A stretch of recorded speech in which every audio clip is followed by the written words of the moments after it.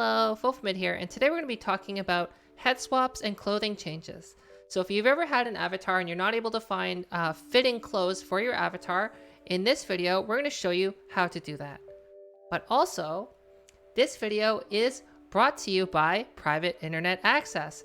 If you want to keep your browsing history safe and private and appear like you're in any country of the world, please click on the link down in the description below.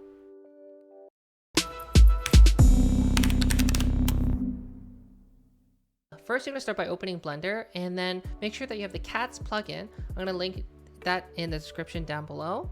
And then you're going to see your avatar. It might look a little bit strange, but before you hit the Fix Avatar button, what I strongly recommend you do is go into the gear option and then uncheck the join meshes. Now, the reason why I'm saying to do this is because I find it's always a lot easier to work with clothing or head swaps once you have the entire clear picture of the avatar's textures.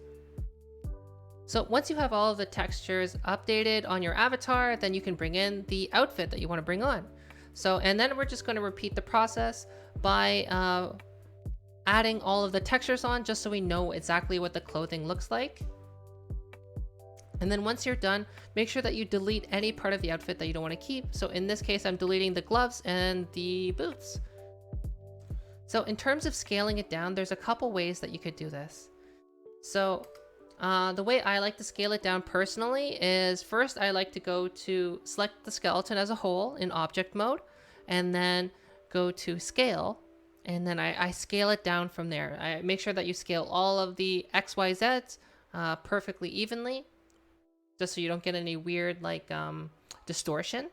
And then once it's about the approximate size, what I recommend that you do next is, once it's about the approximate size, is to start deleting parts of your original avatar that are not going to show under the new outfit that you want to put onto your avatar.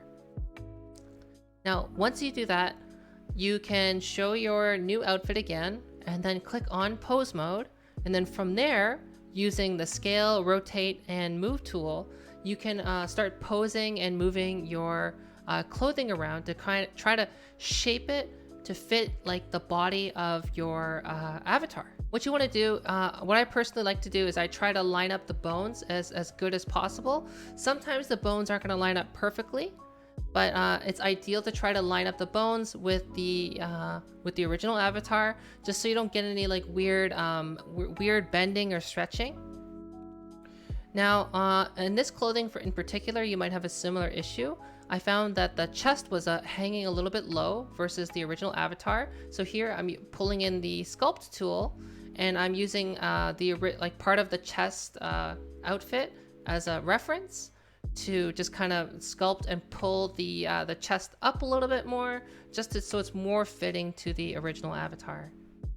And then here you can see me also, I am just moving the pants around on the avatar, just so it lines up more with the original feet from the original model.